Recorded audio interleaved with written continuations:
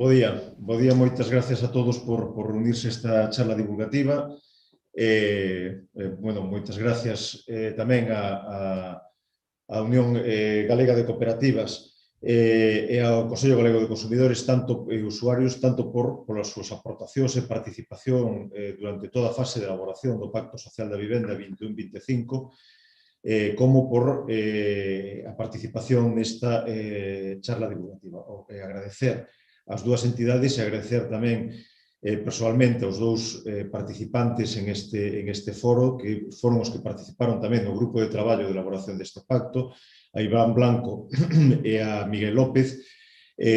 polas súas, xa digo, aportacións que fixeron pois que pudiéramos sacar adiante este pacto que estamos empezando a aplicar xa nestes dous primeiros meses coa convocatoria de moitas das axudas previstas en él.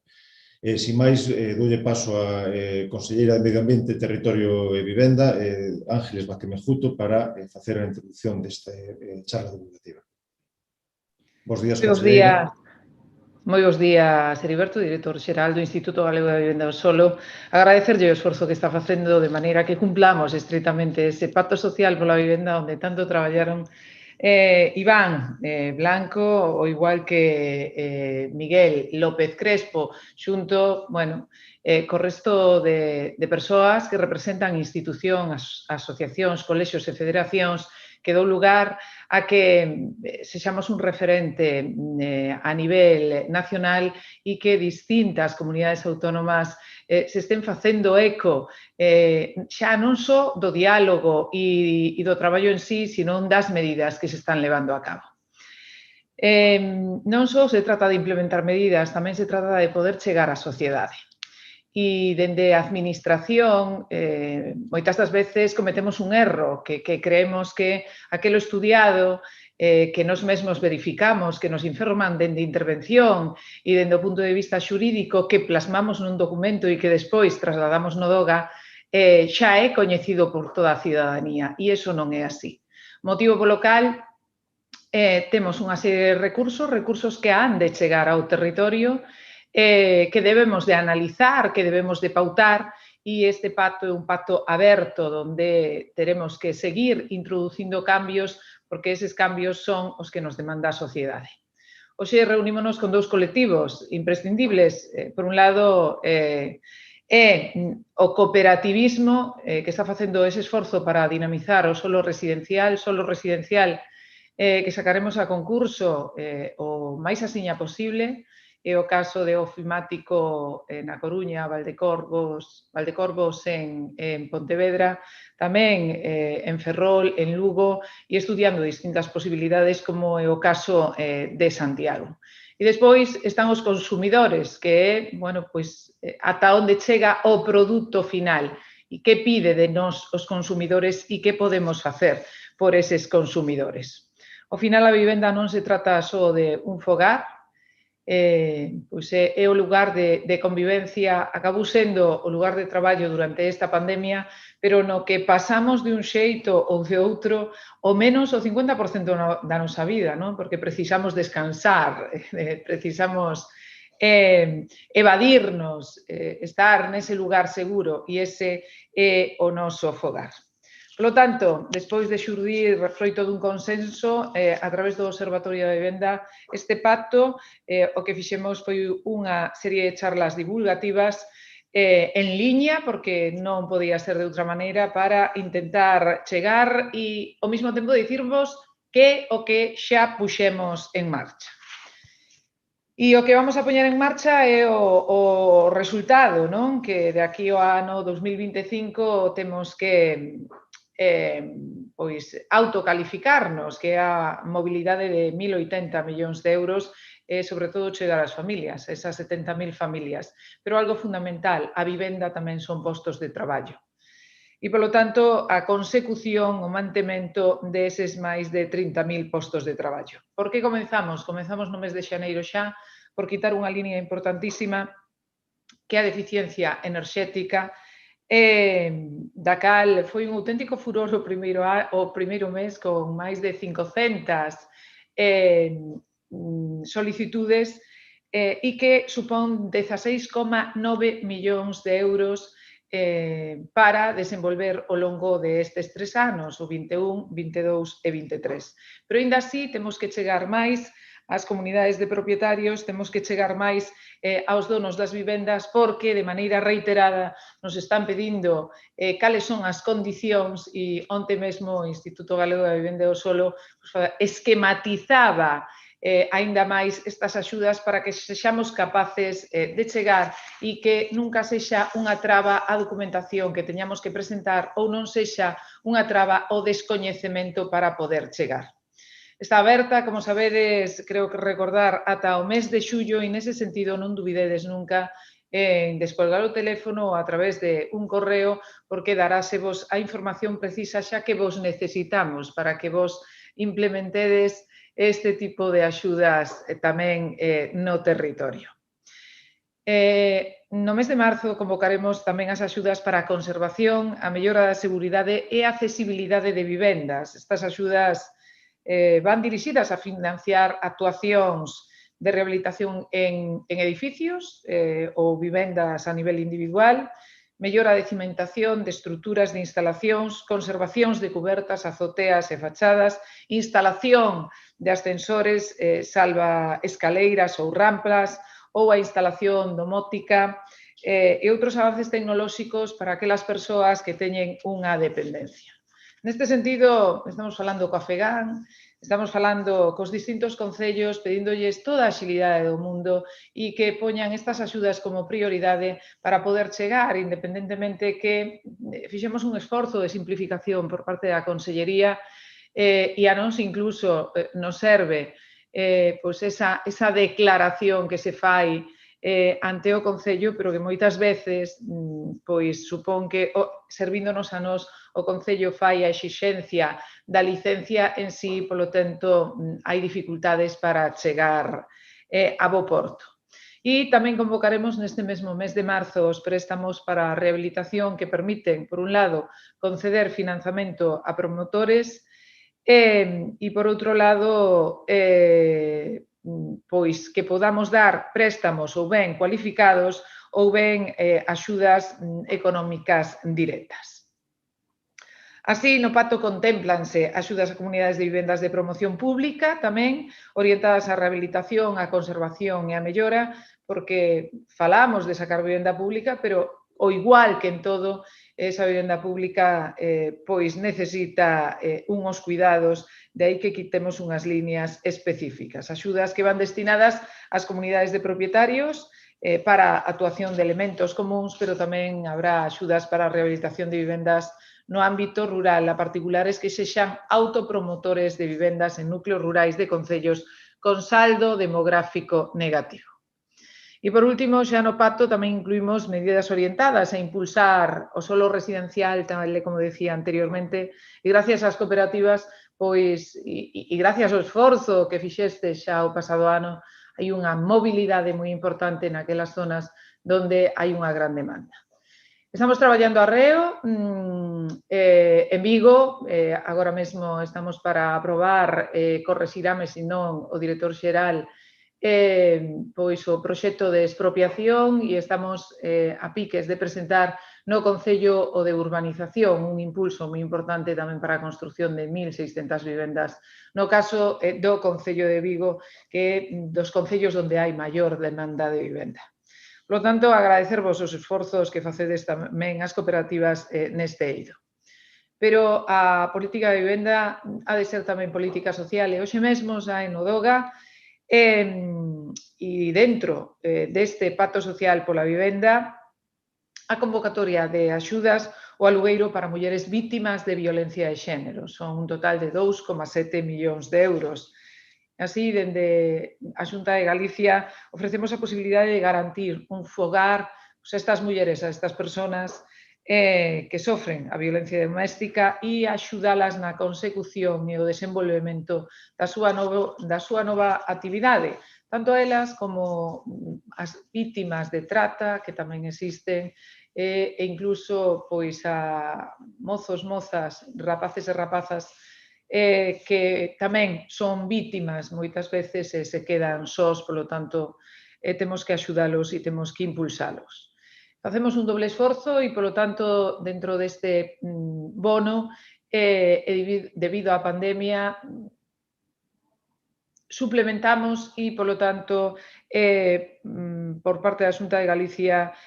faise o pago do 100% do bono social alugueiro, tanto nestes casos en vítimas de violencia de xénero como noutros casos onde, por distintas causas,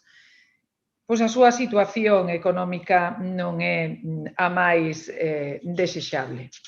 De aí que sempre digamos que en Galicia ninguén está sin fogar, e de aí que teñamos o ditamen preparado tamén para levar ao Observatorio da Vivenda en relación ás ocupacións. É un ditamen feito pois por dous catedráticos de Dereito Penal da USC e por unha catedrática da Universidade de Castela-A Mancha, no cal instamos a seguridade xurídica para os propietarios da vivenda, seguridade xurídica tamén para as persoas que arrendan esa vivenda, pero con un lema que en Galicia ninguén está sin fogar gracias ao esforzo que facemos as distintas partes. E aí estades os consumidores, aí estades as cooperativas e aí temos que estar man a man as distintas administracións. Feita esta pequena introdución e porque sei que os que hoxe determinastes estar un anaquiño con nós preferides escoitar de primeira man aos nosos convidados, tan só me queda desexarvos un moi bo día, seguidevos cuidando. Entre todos temos que acabar con esta pandemia, pero non é doado, e nós seguiremos traballando da man con vos para que a vivenda sexa un referente en Galicia. Moitas gracias, conselleira. Vou a facer entonces unha pequena exposición, un pequeno resumen do contido do pacto para despois dar paso aos representantes das dúas entidades e logo abrir un pequeno turno de consultas, suxerencias ou proposicións. Entón, vou compartir unha presentación para facer máis sinxelo seguimento da exposición. Como dicía a conselleira, o Pacto de Vivenda de Galicia 2021-2025 parte do traballo realizado no observatorio por as diferentes entidades que estaban ou que están representadas neste observatorio. No observatorio está representado a parte da administración da Xunta de Galicia a través do Instituto Galego de Vivenda Solo, está representada tamén a FEGAN, a Federación Galega de Municipios e Provincias, o Colexio Oficial de Arquitectos, o Colexio Oficial de Aparelladores, a Federación de Promotores de Galicia, a Federación Galega de Construcción, a Unión Galega de Cooperativas de Vivenda, o Consello Galego de Consumidores e Usuarios, e os colexios oficiais de administradores de fincas e das entes da propiedade inmobiliaria. Entre todos, propuxemos unha serie de líneas de actuación, de medidas que se materializan en 4 líneas estratégicas de actuación. Hai que recordar que viñamos do primeiro plan de vivenda de Galicia, que é o Plan Rehabita 2015-2020, un plan elaborado pola Xunta de Galicia e que tuvo un resultado efectivo de tal xeito que parte das medidas que están recollidas neste pacto, aquelas que se consideraron por todos os participantes no observatorio como que habían sido prácticas efectivas, mantiveronse e implementáronse medidas, mantiveronse ou retocáronse e implementáronse 12 medidas novas. Pero, como dicíamos, o pacto organízase en 4 líneas estratégicas das que posteriormente se parten diferentes eixes de actuación, programas e accións en cada unha destas líneas estratégicas. As líneas estratégicas nas que se acordou dividir a folla de ruta para a aplicación das políticas públicas de vivenda en Galicia son esas 4 que aparecen aí señaladas, a liña A de acceso a vivenda, a liña B de rehabilitación, regeneración e renovación urbana, a liña C referida e orientada ao solo residencial e a liña D, que é unha liña máis transversal con outras medidas en materia de vivenda e rehabilitación que son fundamentalmente medidas de apoio e difusión das líneas estratégicas recollidas nos puntos anteriores, nas 3 líneas estratégicas anteriores. Vou facer unha visión global para non ser excesivamente pesado e tedioso na exposición e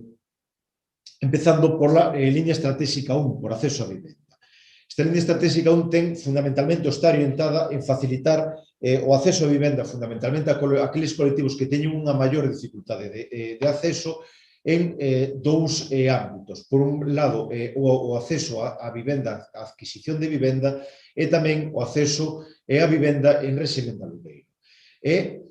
Tamén se orienta dentro da tipoloxía de vivenda ao que se pode acceder para vivendas protegidas, para facilitar o acceso a vivenda protegida, pero tamén para facilitar o acceso a vivenda libre, tamén, lóxicamente, sempre dunhos precios máximos tasados ou limitados, así sean en réxime de adquisición ou en réxime de alugueiro. No que se refire a ese de actuación divídese en 4 programas. Programa de vivenda de promoción pública, que son as vivendas impulsadas directamente pola Administración Pública, pola Xunta de Galicia a través do Instituto Galego de Vivenda Solo. En ese sentido, existe unha, lóxicamente, intención e necesidade de seguir impulsando a construción de vivenda de promoción pública, fundamentalmente en aquelas localidades onde hai máis demanda de vivendas, fundamentalmente, por lo tanto, demanda acreditada no registro de demandantes, por lo tanto, fundamentalmente nas cidades. Así estamos actuando na Coruña, en Santiago, en Vigo, con construción destas vivendas públicas, atendendo cada vez máis dun xeito claro aos criterios de sostenibilidade e eficiencia enerxética nas vivendas públicas, que poden servir, además de exemplo, para as promocións de carácter privado, por lo tanto, intentando innovar, implantar e implementar novos criterios construtivos que fagan, polo tanto, as vivendas máis sostibles e con consumos prácticamente nulos. Ao mesmo tempo, tamén preténdese impulsar a colaboración público-privada para a construción de vivenda concertada. Isto fundamentalmente en localidades principalmente de tamaño medio ou un pouco máis pequeno, onde exista tamén demanda acreditada, buscar tamén a colaboración e a participación máis intensiva e activa dos concellos, poñendo solo a disposición para que sexan promotores privados que promovan e construan estas vivendas a precio de vivenda de promoción pública, en donde recibirán unha serie de axudas da Xunta de Galicia, de axudas á entrada para facilitar o acceso a esas vivendas que son en réxime de propiedade e ao mesmo tempo con facilidade de acceso a liña de préstamos de financiamento que a Xunta de Galicia ten convenido con diferentes entidades financeiras a efectos de poder ter ese acceso, esa accesibilidade para o pagamento da vivenda. E ao mesmo tempo tamén é importante seguir impulsando iniciativas piloto de construción de vivendas públicas con coutilización de novos materiais, coutilización de novos sistemas constructivos, como pode ser as construcciones modulares, como xa estamos traballando en elas, ou incluso a implementación da madeira, un recurso propio autóctono que é importante utilizar e poñer en valor toda a escala productiva para conseguir que sexa un material moito máis utilizado na construcción, na nova construcción, non solamente na rehabilitación, sino tamén na nova construcción. Por lo tanto, estas iniciativas piloto tamén considerase que debe ser unha liña de actuación importante. No que se refire á promoción privada, é dicir, aquelas vivendas protegidas promovidas por promotores privados ou por cooperativas, estamos consensuouse unhos modalidades ou modelos de actuación que intenten dinamizar este mercado. Lóxicamente, nos últimos prácticamente 12 anos, dende o inicio da crise inmobiliaria, a vivenda protegida sufriu un declive na súa promoción, fundamentalmente por unha equiparación, en moitos casos, dos precios da vivenda libre coa vivenda protegida, e, polo tanto, porque non tiñan o encaixe no mercado, un mercado moito máis liviano, moito máis reducido, como viñas pasando nos anos anteriores. É necesario neste momento reactivar a construción de vivenda protegida dirixida fundamentalmente, xa digo, a aqueles sectores que teñen unha maior dificultade de acceso. Por lo tanto, articularse unha serie de medidas que pretenden a reactivación destas vivendas. Por unha parte, a revisión dos períodos de protección das vivendas protegidas, a efectos de que se podan acomodar un pouco e flexibilizar en función das localidades para que se podan acomodar un pouco a demanda dos particulares que pretenden acceder a esas vivendas, pero tamén co impulso claro da vivenda protexida destinada ao alugueiro, con axudas aos promotores cooperativas que construan ou promovan vivendas destinadas a vivendas protegidas ou libres a precio limitado destinados ao alugueiro, con axudas que poden chegar aos promotores ou cooperativas hasta os 36.700 euros por vivenda que se promova con destino ao alugueiro, e tamén coa articulación de medidas que faciliten o acceso por parte dos particulares. No que se refire a vivendas libres situadas en núcleos de población de menos de 5.000 habitantes, axudas que poden chegar a adquisición aos 10.800 euros, decía o conselleira fai un momentiño, en conxuntos históricos ou centros históricos, as axudas a adquisición poden chegar ata os 15.000 euros. Esas dúas líneas de axudas xa están vixentes e publicadas, unha o 2 de febreiro de núcleos rurais e outra o de conxuntos históricos no día de onte, o 15 de marzo, e estas son axudas ou son unhas líneas transversales que pretenden, por un lado, a reactivación de esos ámbitos que están perdendo población, ao mesmo tempo que tamén facilitar acceso a estos a colectivos que teñen maior dificultade. Pero ao mesmo tempo estamos traballando, e así o recolle o pacto, na posibilidade de facilitar tamén o acceso fundamentalmente os menores de 35 anos ás vivendas protegidas ou as vivendas libres a precio limitado. E estamos traballando en dúas líneas. Na posibilidade de poder facilitar o acceso ao financiamento ata o 95% do precio da vivenda, como é sabido por todos, o financiamento por parte de entidades financeiras acada o 80% do precio da vivenda, acada como máximo precio, o 80% do precio da vivenda, e estamos articulando instrumentos a través dun aval público ou a través dun seguro de crédito hipotecario para que ese financiamento poda chegar ata o 95%, de tal xeito que o esforzo inicial que teñan que facer os mozos, os menores de 35 anos, se reduza exclusivamente para poder soportar o 5% do precio da vivenda. Por lo tanto, é unha medida que facilitará de unha forma clara este acceso á vivenda, fundamentalmente, xa digo, para os mozos. Ao mesmo tempo que articular tamén líneas de axudas con carácter xeral que podan chegar tamén para o acceso á vivenda de ata 20.000 euros por vivenda adquirida. En todo caso, todas estas líneas de axudas a adquisición se complementarán tamén con líneas de axudas ao alugamento, como vimos mantendo, para aquelas familias ou persoas que teñen máis dificultades de pagamento das súas rentas, tanto dunha forma circunstancial con motivo do COVID, que, por lo tanto, se convocarán a principios do mes de abril líneas a convocatoria de axudas para o pagamento do alugamento daquelas persoas afectadas pola situación da pandemia do COVID, e unha liña de axudas tamén para o alugamento con carácter xeral para aquelas persoas que permanecen a situación de dificultade máis estructural que temporal, motivada por, xa digo, pola pandemia. Por lo tanto, traballando tanto en facilitar o acceso á vivenda en propiedade como a vivenda en alugueiro. Tamén isto complementase con medidas que van orientadas fundamentalmente a atender dun xeito claro a exclusión residencial. E fundamentalmente en iso existe un instrumento que demóstrase efectivo, útil e rápido, además na súa concesión, que é o bono alugueiro. O bono alugueiro de carácter ordinario para aquelas persoas ou familias que están en unha situación de necesidade ou de vulnerabilidade provocada por unha situación da súa perda de vivenda por un impagamento, por un incendio ou un accidente producido na súa vivenda, ou por outros motivos extraordinarios que se podan producir e que, por lo tanto, axudamos ao pagamento da renta do alugueiro ata un período de 6 anos e en este momento ata o 100% da renta, o mesmo que comentaba anteriormente a conselleira na publicación hoxe do bono de víctimas orientado ás persoas, ás víctimas de violencia de xénero. que pois, tamén acada ata o 100% do pagamento da renda. Pero, además, complementase coas axudas a infravivenda para concellos de menos de 20.000 habitantes para que as persoas que residen unha vivenda que non reúne as condicións mínimas de habitabilidade ou de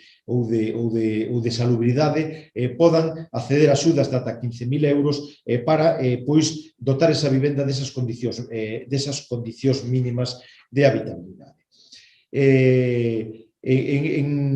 Como línea estratégica B, temos a rehabilitación, regeneración e renovación urbana. En este sentido, as actuacións de rehabilitación e regeneración urbana venen sendo desde fai tempo, pero nun xeito máis intensivo nos últimos anos, unha das pilares fundamentales das políticas públicas de vivenda por parte da Xunta de Galicia. Consideramos que a recuperación do patrimonio, que a reocupación desos espacios é a tendencia pola que debemos orientar os nosos esforzos fundamentalmente na dotación de vivendas, na facilidade de acceso e, ademais, de empoñer en valor ese ben cultural e patrimonial que temos e que non debemos de esquecer que debemos, polo tanto, de conservar e reactivar. En ese sentido, existen diferentes líneas ou programas de adaptación, a rehabilitación directa por o Instituto Galego de Vivenda, que son a través de adquisición de vivendas en conxuntos históricos por parte de inmuebles en conxuntos históricos por parte da Xunta de Galicia para a súa posterior rehabilitación e destino a vivendas de promoción pública en réximen de alugueiro. Estamos traballando nese sentido en diferentes ámbitos como Ferrol, Betanzos, Lugo, Ourense, Tui, Ribadavia, Mondoñedo, Viveiro, Lugo, é dicir, en 9 ámbitos onde estamos rehabilitando máis de 70 inmuebles, do que resultarán prácticamente máis de 140 vivendas de promoción pública, e seguiremos adquirindo e rehabilitando para o destino de vivenda de promoción pública en alugueiro. Pero, ademais, é importante tamén fomentar a participación dos particulares na rehabilitación e na recuperación do patrimonio. En ese sentido, é fundamental manter e seguir millorando e simplificando as axudas dirixidas a particulares e comunidades de propietarios, tanto as dirixidas a mellora da eficiencia enerxética e sostenibilidade de vivendas, que, como comentaba anteriormente a conselleira, están convocadas xa desde principios do ano 2021 e que remata o seu prazo de presentación o 31 de xullo deste mesmo ano, axudas en cuantía moi importantes e que, además, producen uns aforros enerxéticos moi importantes e un confort nas propias vivendas, pero tamén axudas para a conservación, mellora a seguridade e a accesibilidade das vivendas, préstamos para a rehabilitación, tanto para comunidades como para particulares, a interés cero, que poden complementar as axudas directas a fondo perdido para en materia de rehabilitación, axudas tamén a comunidades de propietarios de vivendas de promoción pública, axudas para a reconstrucción de vivendas en núcleos rurais, para volver a atraer ou fixar población en estes ámbitos de núcleos rurais, ademais con estas novas formas de ocupación e de teletraballo que permiten un pouco dinamizar tamén estes ámbitos, e tamén programas vinculados a aquelas persoas que pretendan destinar a súa vivenda ao alugamento e que, polo tanto, danse axudas para que podan acometer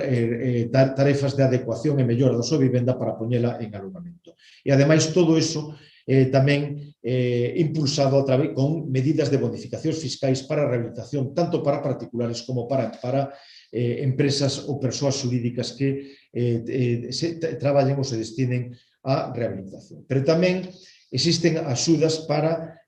concellos. Axudas para concellos porque debemos de impulsar tamén a participación dos concellos en estas actuacións de rehabilitación e, en ese sentido, é importante destacar a rehabilitación de vivendas de titularidade municipal, que son axudas que concede a Xunta ata 40.000 euros por vivenda que se rehabilite para que os concellos de menos de 20.000 habitantes rehabiliten vivendas da súa titularidade e as destinen ao alugueiro social. Son unhas vivendas equiparables a vivendas de promoción pública e que deben, xa digo, de estar destinadas ao alugueiro a renta limitada durante un período de 15 anos. A reparación de infravivendas en concellos de menos de 1.000 habitantes, que do mesmo xeito que sirven para particulares, sirven tamén para vivendas de titularidade municipal, e o Fondo de Cooperación para Concellos, que é un fondo que se pon a disposición a interés cero para un préstamo que se ponga a disposición dos concellos en interés cero durante un período de 8 anos para que os concellos podan realizar actuacións de rehabilitación ou regeneración urbana. É importante tamén as actuacións a través de áreas de rehabilitación integral, en donde donde na Comunidade Autónoma de Galicia existen 70 áreas en 58 concellos, existen además 3 áreas supramunicipais. Podemos dicir que máis do 50% dos concellos de Galicia teñen no seu territorio municipal un área de rehabilitación integral. Son axudas a particulares en un ámbito delimitado, en un ámbito concentrado e que son, ademais,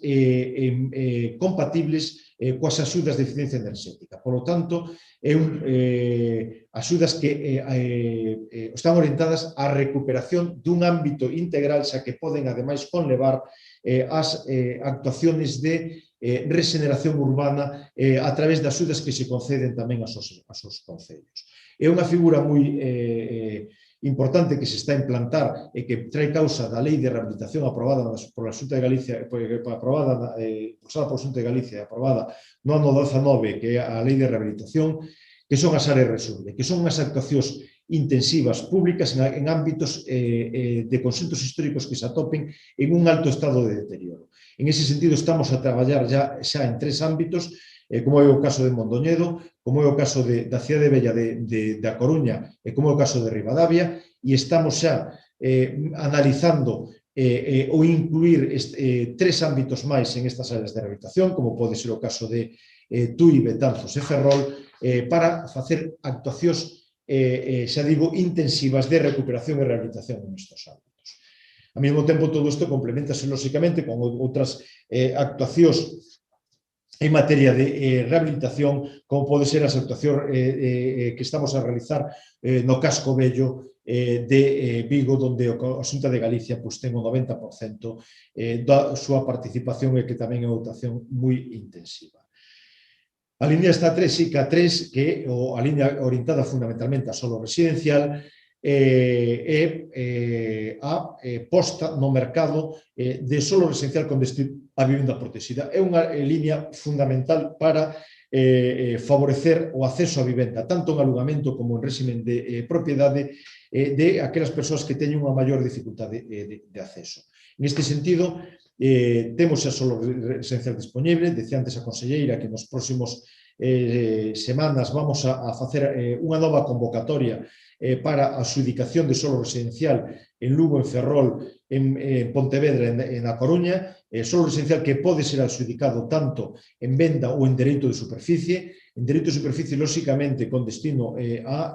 vivenda protexida en alugamento. Potenciaremos fundamentalmente a vivenda protexida en alugamento en estas adxudicacións de solo. Potenciaremos, ademais, aquelas vivendas que vayan destinadas fundamentalmente a aqueles sectores con maior necesidade, por lo tanto, dentro dos diferentes réximes de venda protexida, aqueles que van dirixidas ás persoas con menores ingresos, pero ademais estamos a traballar no impulso de novos desenvolvementos de solo para poñer a posibilidade do desenvolvemento de novas vivendas no mercado. En ese sentido, é prioritario e esencial a actuación que estamos a desenvolver en Vigo, que dará lugar a promoción e construción de 1.600 novas vivendas protegidas, unha das maiores desenvolvementos de vivendas protegidas incluso a nivel nacional, en donde estamos ultimando xa o proxecto de urbanización para presentalo tamén nos próximos días no Concello e iniciar os últimos traballos para a adquisición do solo, co xeito de que neste mesmo ano podan empezar os traballos de urbanización e podamos sacar tamén o primeiro concurso de venda de solo na primeira fase de desenvolvemento de San Pallo de Navea, facendo realidade, por lo tanto, un anhelo de desenvolvemento, de dispor de solo na localidade, na cidade de Vigo, que é unha das cidades onde existe unha maior demanda de venda protexida. E, por último, como EISD, son outras medidas en materia de vivenda e rehabilitación que xa dice que son transversales e complementarias aos outros eixes e que están orientadas fundamentalmente ao desenvolvemento normativo, a manter o observatorio como un instrumento fundamental de participación, xa que este plan, este pacto parte nace no observatorio, pero además o observatorio debe de ser que faga o seguimento deste pacto, este pacto que pode ir, que debe de ser revisado, actualizado e examinado no seno do observatorio para ir incorporando novas medidas ou modulando aquelas que están implantadas, pero además con estudios tamén relativos ao sector da construcción e normativa técnica, e con medidas, como comentaba tamén a conselleira, para facilitar o impulso das licencias e autorizacións administrativas para agilizar, que é unha parte importante da dinamización e de facilitar o acceso á vivenda, de conseguir a agilización de licencias e autorizacións administrativas. Eso é dunha forma moi rápida e esquemática un resumen do pacto acadado no observatorio, pacto social que vai a marcar a folla de ruta nos próximos 5 anos, que prevé un investimento público de máis de 430 millóns de euros, que prevé un investimento inducido de máis de 1.080 euros, que pretende o que prevé chegar a máis de 70.000 beneficiarios nas súas diferentes modalidades de axudas, e que xa digo que é un instrumento que está vivo e que debe de ser revisado no seno do propio observatorio. Sin máis, esperando que fora medianamente clarificadora e explicativa a exposición, pois pasamos as intervencións por parte das diferentes dúas entidades que están representadas en este foro, e primeiro pois vai a falar Iván Blanco Fernández, presidente da Unión Galega de Cooperativas de Vivendas. Moitas gracias, Iván, cando queiras. Hola, buenos días. Muchas gracias, Heriberto. Muchas gracias, conselleira, por invitarnos a estas jornadas de difusión del pacto y poder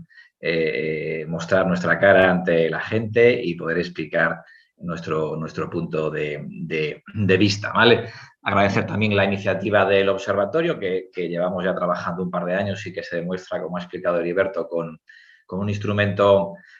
muy práctico, muy útil, en la que se trabaja realmente muy a gusto y en el que estamos representados, yo creo que todos los elementos de la sociedad gallega, para poder colaborar en la mejora de aquellos aspectos relacionados con la vivienda, ¿no? Heriberto ha explicado el pacto estupendamente, todo el mundo lo puede consultar. Esta es la tercera jornada, creo que desarrollamos al respecto, y destacar por parte de las cooperativas que bueno, el pacto pone en el centro a las personas, ¿no? Se habla de vivienda, se habla de ladrillos, de regeneración urbana, pero al final el destino último de todo eso es mejorar las condiciones de vida de nuestros paisanos, ¿no? Durante estos últimos 10 o 12 años, con una crisis económica compleja, sobre todo hace 10 años, pues sí hemos percibido en cierta medida una pérdida de poder adquisitivo en la clase media española en general, ¿no? Las condiciones de acceso a la vivienda se han complicado, fundamentalmente por unas condiciones de financiación que existen hoy en día, que son las correctas, por otro lado, no las que existían antes, un incremento de los costes de construcción importantes también, derivados de una mejora importante en la calidad de la construcción de las viviendas. Nada tiene que ver una vivienda de hoy en día con una vivienda de hace 12 o 13 años, afortunadamente. Y bueno, pues el objetivo, evidentemente, de este documento es facilitar en la medida de lo posible el acceso a la vivienda en propiedad o en alquiler a las personas que lo necesitan. Es especialmente interesante, y no podemos pensar de otra manera, es todas las ayudas directas destinadas al alquiler a colectivos desfavorecidos. La Administración tiene que destinar sus recursos directos a aquellas personas que se encuentran en peor situación y más desfavorecidas. No cabe duda que el esfuerzo más grande tiene que ir en esa línea, y luego tenemos que ser los demás, los promotores privados, cooperativas o sociedades de capital, los que intentemos ayudar en la medida de nuestras posibilidades. Como ha explicado la consellera, en los últimos 10 o 12 años el poco desarrollo de vivienda protegida que ha habido, pues seguramente ha sido exclusivamente de cooperativas. Me atrevería a decir que al 100% incluso, ¿no? En el último concurso solo nos hemos presentado cooperativas, fundamentalmente para vivienda protegida en propiedad y con un primer escenario, prueba piloto, ya veremos cómo sale, para vivienda protegida en alquiler en régimen de cooperativa, ¿no? El alquiler, como bien contaba Heriberto, debe ser, no solo aquí, está sucediendo en toda España, debe ser el motor fundamental, ¿no? A diferencia de probablemente nuestros padres, ¿no? Donde la vivienda en propiedad parece que era un elemento incuestionable, ¿no? En aquellas épocas en las que la vivienda cada día valía más y además era un elemento que podías vender con facilidad. Hoy en día, pues la gente joven tiene otras inquietudes, por un lado, evidentemente, la gente viaja, la gente quiere el último teléfono y las capacidades de ahorro que tienes hoy en día con los sueldos medios son complicados. El alquiler presenta una alternativa válida y muy dinámica para poder ofrecer una vivienda a aquellas personas que no quieren o no tienen interés o no pueden acceder a una vivienda en propiedad y permite una flexibilidad y una movilidad que de otra manera no sería posible. Comprar una vivienda requiere un esfuerzo importante, tiene una serie de impuestos y el alquiler puede ser una alternativa muy interesante, como sucede en otros países donde la bolsa de vivienda en alquiler es muy elevada, ¿no? Afortunadamente, en todas las comunidades autónomas, y este pacto no es menos, el alquiler es el que toma es partícipe de manera mayoritaria, ¿no? Entendemos que es una línea que hay que fomentar. Arrancaremos con las primeras propuestas sobre ello. Tenemos otros escenarios en otras comunidades donde la gente puede estar formando parte de una cooperativa en régimen de alquiler durante 30, 40 o 75 años. Hemos visto a unas rentas de mercado muy por debajo de las actuales y eso se presenta como una alternativa realmente importante, ¿no? De cara a la vivienda en propiedad, que es un elemento que evidentemente hay que mantener porque está en nuestra propia cultura idiosincrasia, pues existen una serie de ayudas directas porque es una actividad que obviamente genera muchos puestos de trabajo, no nos vamos a engañar. Y especialmente atractivo nos parece es la línea posible de avales en la que está trabajando para incrementar la financiación de un 80% tradicional a un 95% del valor de la vivienda, ¿no? De manera que la gente con una aportación de un 5% más el valor del IVA puede tener acceso a su vivienda en propiedad. Son unos recursos indirectos que la Administración autonómica puede garantizar y que además son recurrentes, ¿no? Pasado un año se amortiza y eso vuelve a avalar a otra familia, a otro joven que quiere entrar en propiedad en una vivienda. Las cooperativas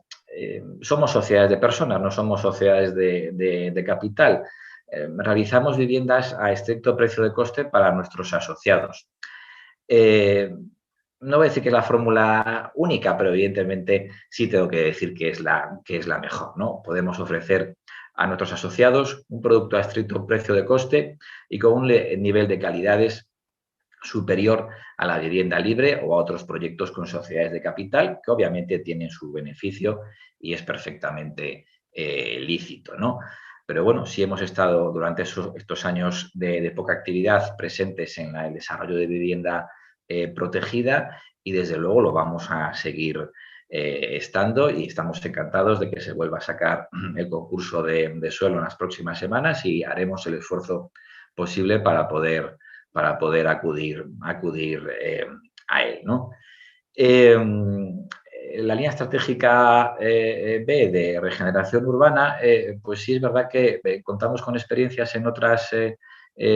comunidades donde edificios de viviendas, incluso a nivel de barrio, varias comunidades de propietarios se asocian mediante una cooperativa, que es un instrumento jurídico con personalidad jurídica propia, ¿vale? Que les permite desarrollar las obras necesarias para rehabilitar sus edificios. Las líneas de ayudas están fantásticas, pero ahora vienen una cantidad de fondos europeos también importantes pensados en esos aspectos de regeneración urbana, pero que no están enfocados para cambiar las ventanas de tu casa, sino que son para actuaciones de una escala mayor. Ahí las cooperativas tenemos un campo importante en el que podemos agrupar a escala de edificio, de manzana o a escala de barrio a muchas comunidades de propietarios para afrontar actuaciones de regeneración urbana y de eficiencia energética de una manera equilibrada y con una economía de escala, que cuando uno quiere hacer reformas en su casa o en su edificio, pues siempre es muy complicado de obtener, ¿no? Muy interesante también la colaboración público-privada, ¿no? En aquellos entre concellos, xunta y promotores privados como las cooperativas. Ahí creo que es una línea tremendamente interesante. Hay mucho suelo en propiedad de la administración local, que estoy convencido que podemos sacar para adelante. Hoy en día uno ve los precios de la vivienda libre en La Coruña, en Vigo, en Santiago, y evidentemente la mayoría de las familias gallegas, desafortunadamente, no pueden optar a viviendas de 300.000 euros por buenas ubicaciones que tengan, y sí debemos buscar y trabajar para que la gente tenga acceso a una vivienda en propiedad o en alquiler a unos precios de acorde a las rentas y a los sueldos que tenemos en Galicia. Se plantea una revisión de módulos en la que estamos trabajando, una revisión que debe ser moderada, a excepción de Cataluña y Madrid, que cuentan con módulos más elevados que el resto de comunidades, también quizás País Vasco, pero evidentemente las rentas en esas comunidades son otras, ¿no? Entonces debemos adaptarnos a las circunstancias que tenemos encima de la mesa y que son las que tenemos en Galicia. Entonces, por mucho que a veces las circunstancias de costes de construcción, de precio de suelo, parece que estamos ahí un poco encorsetados, la capacidad económica que tiene la gente en Galicia, pues la tienes encima de la mesa y son datos que puedes consultar, ¿no? Entonces, el abanico de una vivienda digna de 3 dormitorios en el entorno de los 150, 160.000 euros es el objetivo, yo creo, que debemos de plantearnos en buena parte de los municipios gallegos. Como contaba Heriberto, hay muchos en los que la vivienda libre está igual o por debajo que la vivienda protegida, pero sobre todo en aquellas ciudades, especialmente Coruña, Vigo y Santiago, donde sí es verdad que la demanda es importante, hay que dar espacio, y Navia, Ofimático y otros desarrollos son ejemplo para vivienda de calidad a un precio de coste asumible por las familias gallegas. Y en eso estamos trabajando. Confiamos en poder seguir siendo la lanza de la vivienda protegida en Galicia y poder desarrollar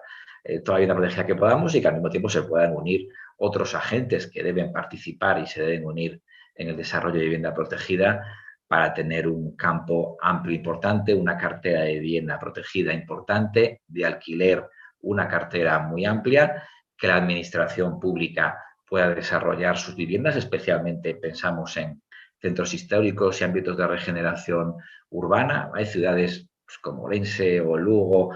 o Ferrol que no necesitan seguramente nuevos desarrollos, sino que tienen espacio para la rehabilitación urbana suficiente como para dar cabida a la nueva demanda que se pueda producir en sus ciudades, y espacios como Vigo, Santiago, La Coruña, donde sí probablemente es necesario esos desarrollos nuevos, ¿vale? Importante porque suponen unos costes en un proyecto grande, son los plazos, calificaciones provisionales, administración autonómica, concellos en licencias de obras. Nuestro compañero de la Federación lo tenemos acribillado con los plazos de las licencias. En alguna iniciativa que seguro se hará pública más adelante, pues intentaremos reducir esos plazos. Hay en otras comunidades iniciativas con declaraciones responsables y elementos que permiten reducir los meses de un proyecto inmobiliario como consecuencia de los costes especialmente financieros. Y bueno, con todo eso intentar trabajar para poder dar a los gallegos unas viviendas de mucha calidad y accesibles para sus recursos. Muchas gracias. Muchas gracias, Iván. Bueno, pues ahora damos paso a Miguel López Crespo, secretario do Consello Galego de Consumidores e Usuarios. Miguel, cando queiras, bo día. Hola, moi bo día a todos. Gracias, conselleira, Heriberto, Iván, gracias por acompañarme hoxe tamén nesta nesta xornada na que tamén os consumidores, como ben acabades de comentar todos, pois somos realmente os protagonistas un pouco porque somos os destinatarios finais, non? do produto ou do servizo. Cando falamos de vivenda non nos gusta falar dela como un produto sen máis, senón realmente como un dereito. E precisamente neste sentido é unha das principais cuestións que valoramos positivamente desde o Consello de Consumidores e Usuarios. Estamos acostumados no noso traballo ao longo de moitos anos a traballar un pouco de costas, as costas da problemática que imos detectando co paso do tempo. Sen embargo, precisamente unha das cuestións que máis valoramos desta iniciativa, deste pacto, é poder participar desde un primeiro momento e estar traballando da man de todos os axentes implicados no proceso de edificación, das administracións con competencia en materia de vivenda, e desta forma poder dar solucións ou plantexar ao menos unha metodoloxía de traballo, mecánicas, iniciativas en materias que permitan, como digo, responder a unha das cuestións máis importantes que nos plantexamos desde a perspectiva dos consumidores, ese acceso á vivenda, non? Especialmente para aquelas persoas que teñen maiores dificultades. A día de hoxe podemos pensar en poboación moza, podemos pensar tamén en conxuntos ou colectivos de persoas con maiores dificultades económicas, e creo que isto é precisamente un dos maiores éxitos, por así decirlo, que lle auguramos a este pacto. Evidentemente, un pacto no que teremos que seguir traballando e dándolle voltas, revisando continuamente para ver se efectivamente esas medidas están conseguindo ou acadando os obxectivos que pretendemos. Especialmente nos parece importante o feito de que se afronta unha das maiores reivindicacións que en materia de vivenda vimos facendo as organizacións de consumidores desde sempre, que a Administración conte cun parque público de vivenda suficientemente amplo que permita atender as carencias habitacionais das persoas máis necesitadas, pero tamén afrontar situacións conxunturais como as que estamos a vivir precisamente hoxe a través desta pandemia da COVID-19 que está complicando realmente a situación de acceso a vivenda de moitas persoas. Pero tamén nos parece importante porque afonda en algo que ten moito que ver co traballo que estamos a defender as organizacións de consumidores e precisamente a cultura da reutilización, da rehabilitación, non só da vivenda, senón tamén de espazos, territorios, contribuindo con elo a pôr en valor aquelas áreas que históricamente tiveron un valor e un protagonismo fundamental como é o noso rural e como son os nosos cascos históricos. Precisamente calquera medida dirixida tamén a reactivar estas zonas, estes territorios, vémola desde logo con moi bons ollos porque son parte da nosa natureza, da nosa propia idiosincrasia. Cando viña para aquí esta mañán, viña reflexionando un pouco coas distintas liñas de traballo e os obxectivos que se perseguen, e a verdade que non caera na conta nese momento o velo, o que é unha pequena reflexión que vou a facer, e a verdade que nunca pensara que unha aposta como pode ser un pacto desta natureza, dun só plumazo, por así decirlo, e un pouco máis de 60 páxinas, que creo que ten o texto deste pacto, plantexáramos solucións ou medidas que afondan dunha forma casi sin precedentes no que o cumprimento dos obxectivos de desenvolvemento sustentable da Axenda 2030. Así, se botamos un gollo rapidamente, poderíamos dicir que prácticamente 9 dos obxectivos que se perseguen nesa axenda as cumprimos con este pacto. Afondamos en cuestións relacionadas con saúde e benestar, xa que precisamente queremos afondar na calidade da habitabilidade das vivendas. Queremos traballar para que o espazo no que vivimos e no que traballamos, desenvolvemos a nosa vida sexa máis saudable. Afondamos en cuestións relacionadas coa igualdade de xénero, programas específicos precisamente para defender o colectivo de mulleres e de persoas que as acompañan e que están a pasar dificultades especialmente duras en materia ou relacionadas co acceso á vivenda. Afondamos en cuestións relacionadas con enerxía sustentable, co medio ambiente, coa rexeneración. Como ben dicía a conselleira, incidimos no traballo dirixido a potenciar o crecemento económico da nosa comunidade. E así un longo etcétera. Pero quizás creo que o máis destacable desde o noso punto de vista é precisamente o obxectivo 17. Son as alianzas non só entre a administración, sino entre os distintos axentes da sociedade para poder pôr en marcha medidas dirixidas ao cumprimento destes obxectivos.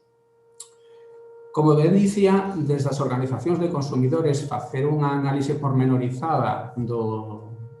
pacto da vivenda levaríanos bastante tempo, probablemente sobre calquera dos puntos que o conforman, principalmente as que se engloban na primeira liña estratégica e na segunda, son as que máis teñen que ver co traballo diario que desenvolvemos. Pero se hai unhas cuestións nas que especialmente estaremos atentos porque responden precisamente ao que son os nosos obxectivos como entidades defensoras dos dereitos das persoas consumidoras.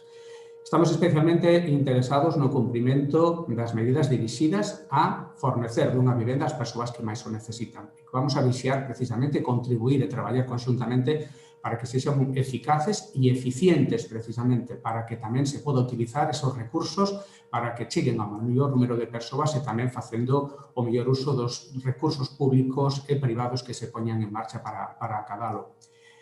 Parecenos especialmente importante todas as medidas dirixidas a mellorar a eficiencia enerxética das vivendas, pero tamén queremos ir un poquinho máis aló. Intentaremos traballar para que se coordine a actuación do Observatorio da Vivenda de Galicia e da Consellería competente con aquelas outras áreas e departamentos da Administración, sexa autonómica, local ou estatal, para que podamos incidir en materias como as fórmulas de autoconsumo nas comunidades de propietarios, instalacións que permitan precisamente fornecer de enerxía eléctrica e outras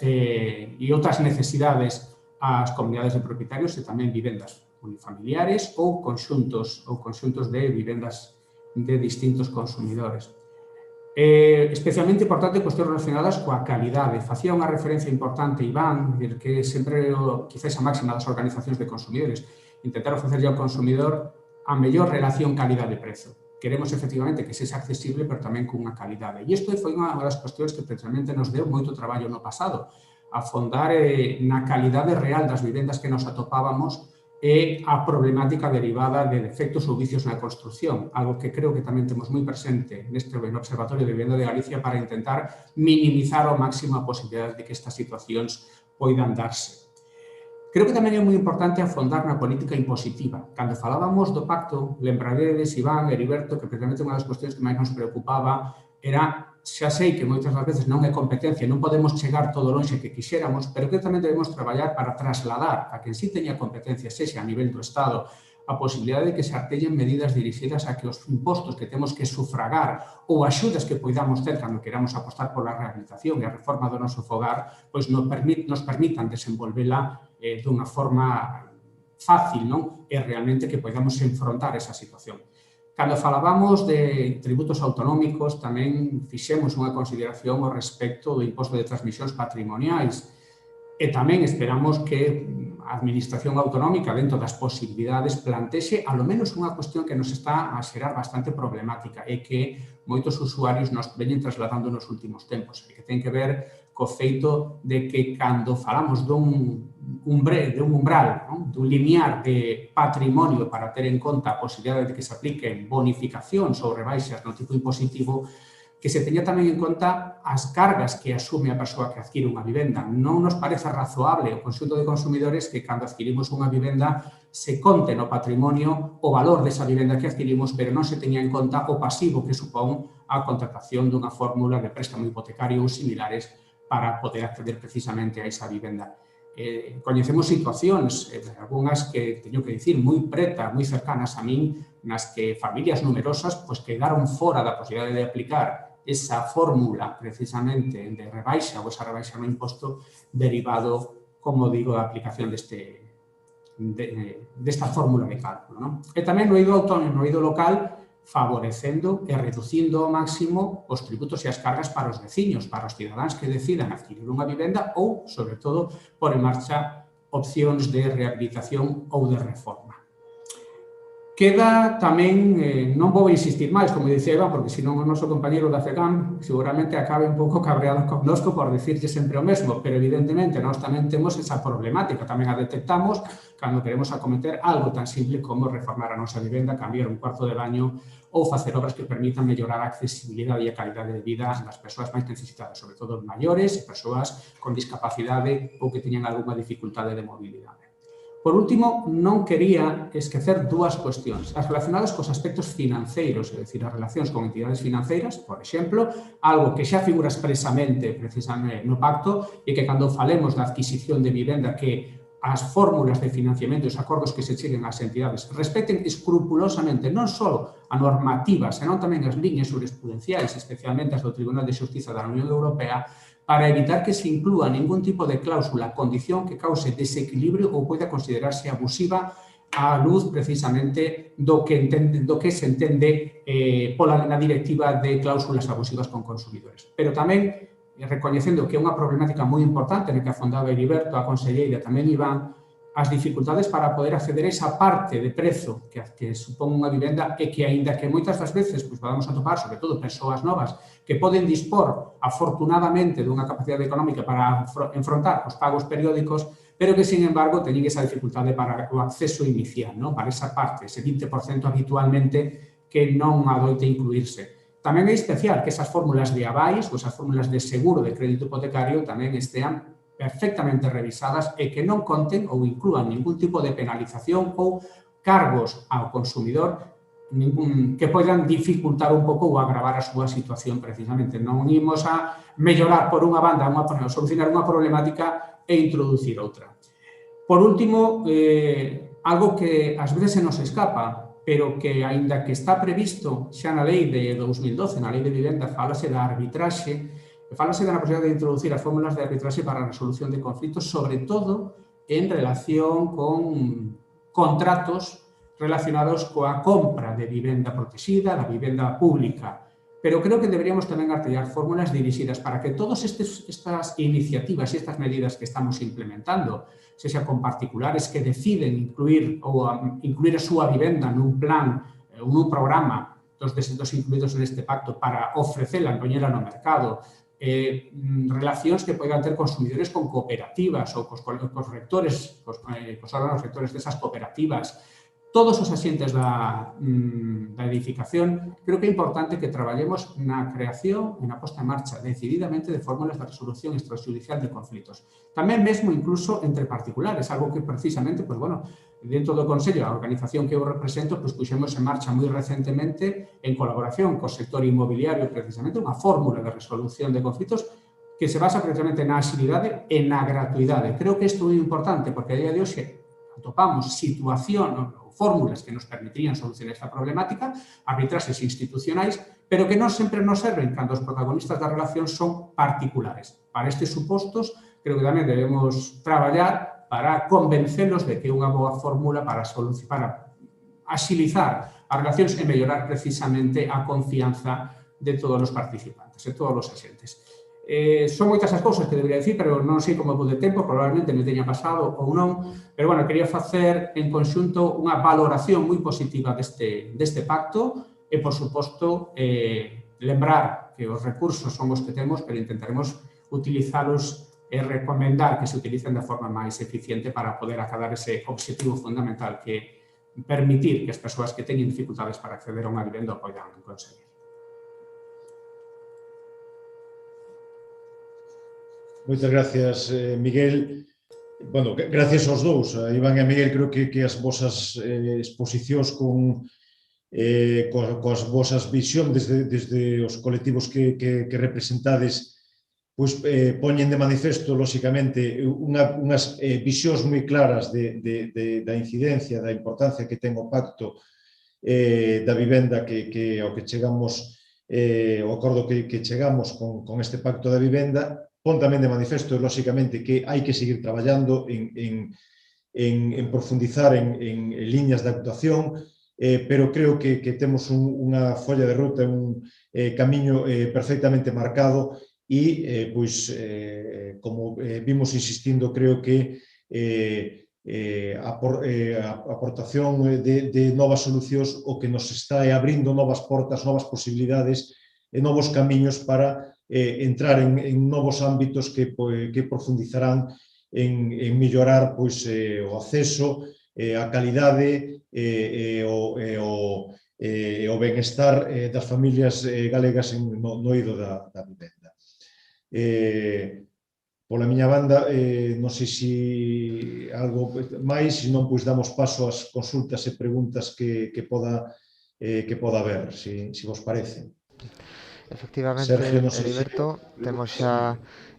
algunha consulta, unhas cantas preguntas, así que imos intentar respondelas a todas a maior brevidade porque temos unhas cantas. A primeira é, que previsión tedes para sacar o concurso de adxudicación do solo do ofimático Valdecorvos? Este coñecemento é fundamental para as cooperativas a efectos de previsións e informar a socios interesados.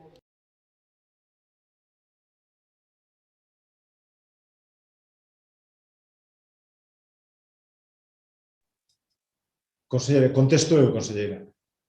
Bueno, pois a provisión... Directamente, porque si falla unha semana xa sabedes que a culpa é de Heriberto.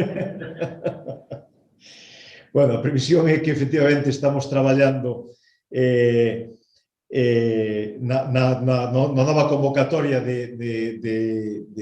concurso de solo, non solamente no Ofimático, sino tamén en Valdecorvos, en Bertón, en Garabolos. E, previsiblemente, xa digo, tamén en Vigo. No pacto articúlanse unha serie de medidas previas para a convocatoria deste concurso público e unha das cuestións que se acreditou na elaboración do pacto é a necesidade de revisar a normativa de algún xeito reguladora destas vivendas protegidas no que se refire á duración dos períodos de protección para facilitar o fomento e impulso da vivenda protegida en alugamento e tamén unha necesidade de actualización de módulos de construción para garantir tamén a viabilidade da construción destas vivendas protegidas. En ese sentido, e tamén en aplicación do pacto, estamos traballando con diferentes entidades representadas no pacto, entre elas pois coa Unión Galega de Cooperativas, para producir esa actualización de módulos que entendo que estamos, senón Iván me desmentirá, próximos a chegar a un acordo, creo que tamén nas próximas semanas, unha vez que teñamos acadado ese acordo, parte das actualizacións normativas están implementadas xa na Lei de Simplificación que entra en vigor nos próximos días, co cual serán tamén inmediatamente aplicables, e estaremos en disposición de convocar este concurso. Simplificando o concurso, pois entendemos que no mes de maio aproximadamente, se todo está dentro do previsto, pois podremos convocar este concurso indo nas mesmas líneas de actuación, ou basicamente nas mesmas líneas de actuación, de potenciar fundamentalmente a vivenda en alugueiro ou a implantación en ese suelo público de vivendas, fundamentalmente en alugueiro, e fundamentalmente dirixidas a aqueles colectivos con maior capacidade de acceso, que son as de réxime especial. Moitas grazas, Heriberto. A seguinte pregunta é de Alberto Vázquez, que nos pregunta o seguinte: ¿en qué programa podría tener encaje la promoción de viviendas protegidas por administraciones locales? ¿Se trataría de viviendas en alquiler para colectivos en situación de riesgo de exclusión, menores de 35 o mayores?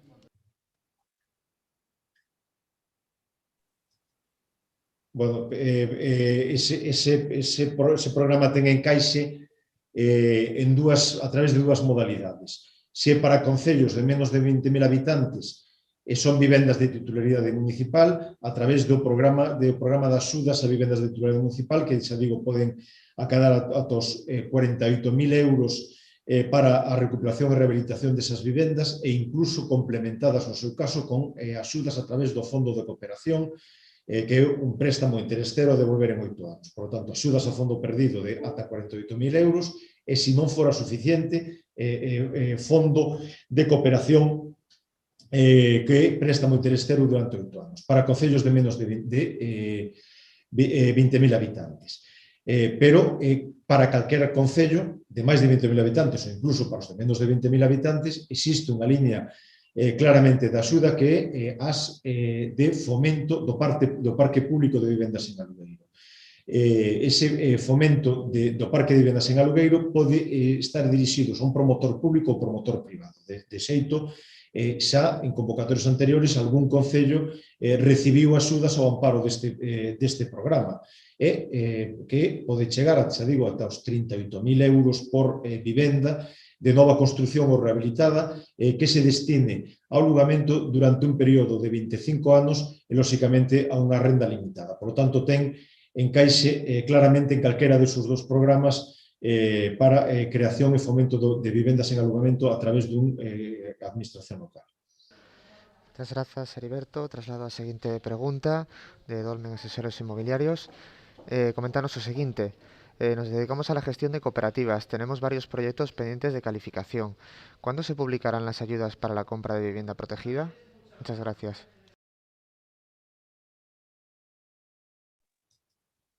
Bueno, as axudas para a adquisición de vivenda protegida,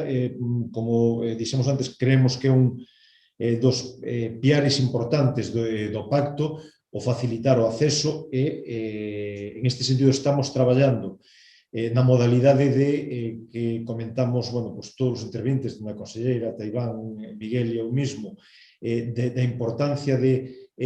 poder facilitar o acceso ao financiamento ata o 95% do importe do prezo de adquisición, fundamentalmente para menos de 35 anos. En ese sentido, estamos a traballar con diferentes entidades financeiras na articulación dun instrumento de un seguro de crédito hipotecario, ao mesmo tempo analizando as posibilidades de que, no seu caso, tamén poda complementarse ou garantirse a través de un aval público e, polo tanto, eu entendo que a intención é que ao longo deste ano, se pode ser no terceiro trimestre deste ano, podamos ter este tipo de axudas implementadas e, ao mesmo tempo, tamén facilitar as axudas de ata 20.000 euros, que tamén están incluídas no pacto, para adquisición xa non limitada a menores de 35 anos, senón que para calquer persoa que adquira unha vivenda protexida e que tamén implementaremos de cara, iso sí, a finales do presente exercicio. Co cual, o sistema de avales, o seguro de caución, para despois do grao, aproximadamente terceiro trimestre, e intentaremos que no cuarto trimestre poder implementar as axudas ao acceso a vivenda. Bien, muchas gracias, Heriberto. Siguiente pregunta.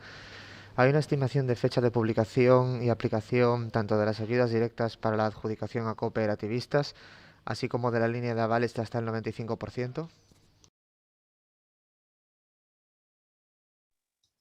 Sergio, eu creo que é a mesma pregunta que acabo de respostar, non? Que a axuda ao acceso é indiferente se para cooperativistas ou para quen adquira unha vivenda protexida ou vivenda libre a precio limitado. E xa digo que a intención é de aquí a cara aos últimos 2 trimestres do ano implementar as dúas medidas. Perfecto, pasamos entón ao seguinte. Coméntanos, Marta, que para solucionar un masivo problema de acceso á vivenda non se debería promover en serio de xeito claro e decisivo a vivenda protexida no alugueiro?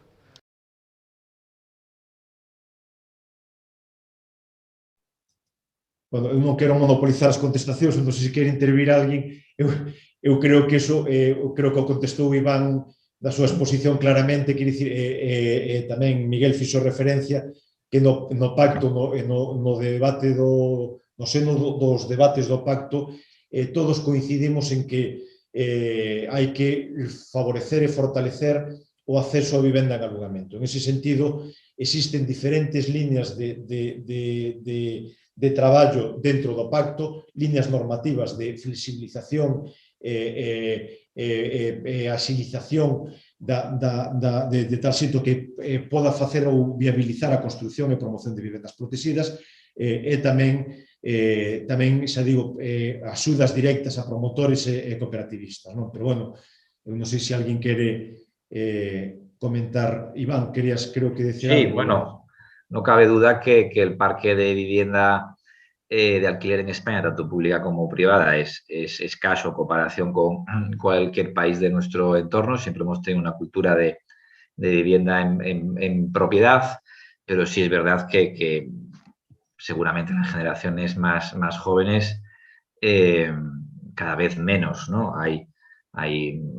más movilidad, afortunadamente. Hay otros criterios en la vida, la gente no deja de ir a cenar fuera si puede, por estar ahorrando para comprarse un piso como a lo mejor hacían nuestros padres, ¿no? Y es positivo porque yo creo que genera la movilidad y es fundamental en el mercado laboral que nos encontramos también tener capacidad de poder moverte sin estar anclado a un piso. Todos hemos escuchado a nuestra hermana, a nuestro cuñado, al primo, pues trabajo en La Coruña, tengo una oferta en Vigo, pero es que acabo de comprar el piso y no me voy a ir, ¿no? Pues eso quizás no debería ser tan importante. La vivienda en propiedad, además, no tiene los recorridos económicos que había hace 15 o 20 años, donde realmente era un producto que valía más y además lo podías hacer líquido totalmente, y con un parque y una oferta amplia de alquiler, los precios obviamente bajarían y, por ejemplo, en la Comunidad de Madrid han sacado recientemente el Plan Vive, creo que se llama, con 500.000 metros de edificabilidad destinados a vivienda en alquiler. Madrid es muy grande, obviamente, pero bueno, ya es un mensaje claro de por dónde van los tiros. Si hay una vivienda en alquiler que siempre va a ser de calidad, porque hoy en día todo lo que se hace es de mucha calidad, esto hay que dejarlo muy claro, da igual que sea libre, protegida, alquiler de propiedad, una casa de hoy está muy bien hecha, pero muy bien hecha, afortunadamente, y cuanto más oferta, pues evidentemente la gente podrá plantearse vivir en alquiler toda la vida, que no es nada malo, por otro lado, ¿no? A pesar de los tópicos con los que siempre te encuentras, pero vamos, totalmente de acuerdo, hay que incrementar el parque de vivienda en alquiler, tanto público como privado, sin lugar a dudas. Moitas grazas, Heriberto e Iván, polas vosas respostas. Pasamos coa seguinte pregunta. Coméntanos, resulta moi difícil encajar buenas calidades, financiación, impuestos, coste de suelo, etcétera, con el precio actual del módulo. ¿Se sabe cuándo se actualizará el nuevo módulo? Muchas gracias. Bueno, facía referencia tamén na contestación de fai un par de preguntas a isto. Estamos traballando en ese sentido e espero que, bueno, que nas próximas semanas cheguemos a un acordo ou difundir un acordo, non, unha valoración definitivo de cal o módulo adecuado para atender, lóxicamente, decía Iván, que nos últimos anos, lóxicamente, non hai ninguna dúbida sobre a calidade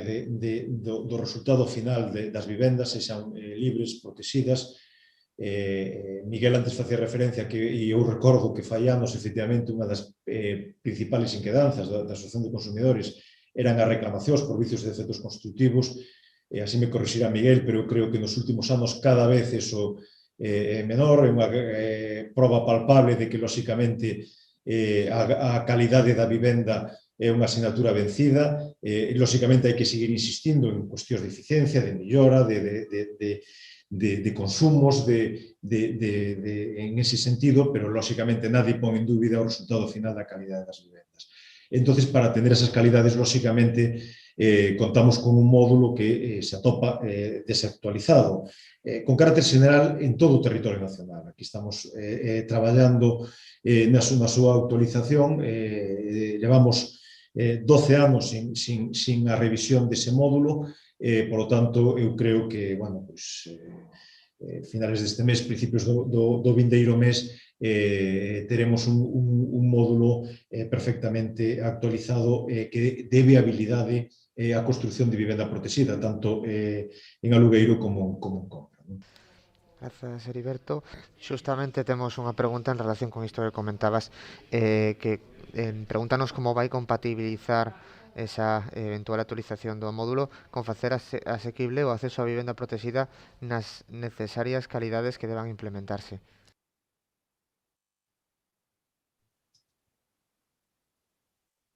Vamos a ver, a compatibilización do módulo, lóxicamente, o que pretende recoller dentro dos precios reais de construción todas as actualizacións normativas que deron lugar precisamente a ter un produto de calidade. Iso vaise compatibilizar coa facilidade de acceso á vivenda? Efectivamente, unha das preocupacións tamén do pacto. Non pode haber unha actualización de módulos sin preocuparse, lóxicamente, de buscar tamén o menor impacto e seguir garantindo a facilidade de acceso no adquirinto, no arrendatario do resultado desa vivenda protexida. En ese sentido, están orientadas as axudas ás que antes me refería, fundamentalmente esas axudas de ata 20.000 euros para adquisición de vivenda protexida ou as axudas ao alugamento no caso de vivendas tamén para vivendas protegidas. En todo caso, o que estamos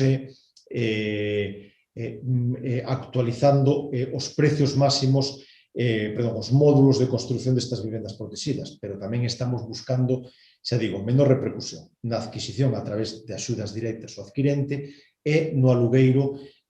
na intención, e así o estamos vendo, de que, inda que se produza unha subida no módulo de vivenda, da construción de vivenda, eso non teña impacto nas rentas máximas de as vivendas en alugueiro. En iso creo que coincidimos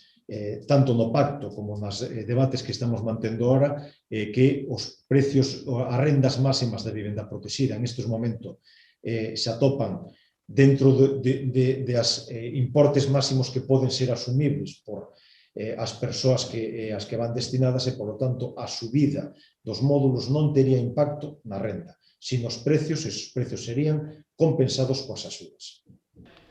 Moitas grazas, Heriberto. Quedan dúas últimas preguntas. A seguinte nos cuestionan pola cando se realizará a licitación da primeira fase do PAU de Navia en Vigo.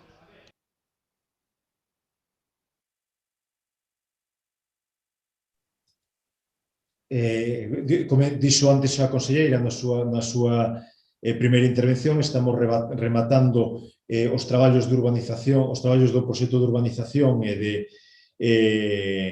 de adquisición definitiva dos terreos. Eso, finais deste mes, principios do mes que ven, estarán rematados e iniciados e, polo tanto, a intención é que unha vez que arranquen o que teñamos presentado o proxecto de urbanización aprobado o proxecto de expropiación, podamos licitar. A intención é facelo antes o brao deste ano, máis ou menos no mes de xuño, xullo, poder facer a licitación da primeira fase, que é para aproximadamente 700 vivendas protegidas. Divídese o ámbito en 3 polígonos, en 3 ámbitos. O primeiro ámbito, que é o primeiro en desenvolverse, con un período de desenvolvemento 21-22 para 700 vivendas protegidas. A intención é convocalo antes do verán do 2021. Moitas grazas, Heriberto. Xa a última pregunta do webinario de hoxe. Vaise traballar en xerar axudas ou incentivos para que se financien promocións en alugueiro?